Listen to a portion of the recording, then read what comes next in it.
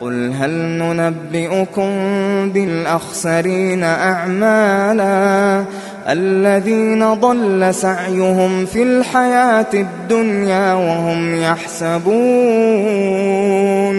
وهم يحسبون أنهم يحسنون صنعا أولئك الذين كفروا بآيات ربهم ولقائه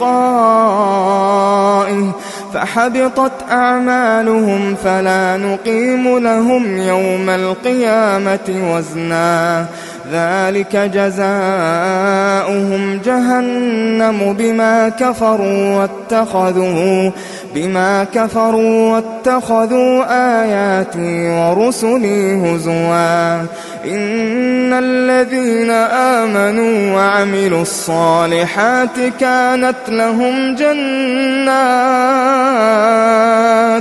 كانت لهم جنات الفردوس نزلا خالدين فيها لا يبغون عنها حولا قل لو كان البحر مدادا لكلمات ربي لنفد البحر قبل أن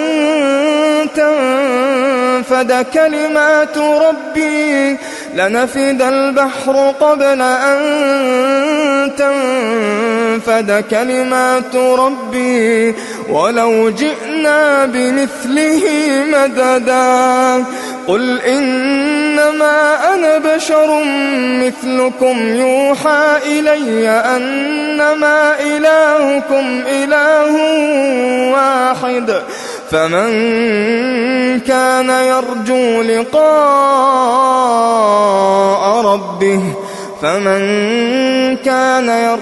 لقاء ربه فليعمل عملا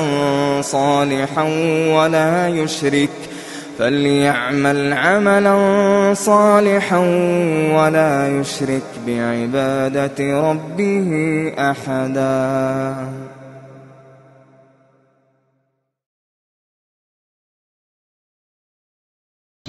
کہہ دو کہ ہم تمہیں ایسے لوگ بتائیں جو اعمال کے لحاظ سے بڑے نقصان میں ہیں. یہ وہ لوگ ہیں جن کی دوڑ دھوپ دنیا کی زندگی میں برباد ہو گئی اور وہ یہ سمجھے ہوئے ہیں کہ وہ اچھے کام کر رہے ہیں. یہ وہ لوگ ہیں جنہوں نے اپنے پروردگار کی آیتوں کو نہ مانا اور اس کے سامنے جانے سے انکار کیا تو ان کے اعمال ضائع ہو گئے. سو ہم قیامت کے دن ان کے لیے کچھ بھی وزن قائم نہیں کریں گے. یہ ان کی سزا ہے یعنی جہنم، اس لیے کہ انہوں نے کفر کیا اور ہماری آیتوں اور ہمارے پیغمبروں کی ہنسی اڑائی. جو لوگ ایمان لائے اور عمل نیک کیے ان کے لیے بہشت کے باغ بطور مہمانی ہوں گے، ہمیشہ ان میں رہیں گے اور وہاں سے مکان بدلنا نہ چاہیں گے. کہہ دو کہ اگر سمندر میرے پروردگار کی باتوں کے لکھنے کے لیے روشنائی ہو تو قبل اس کے کہ میرے پروردگار کی باتیں تمام ہوں سمندر ختم ہو جائے، اگرچہ ہم ویسا ہی اور اس کی مدد کو لائیں.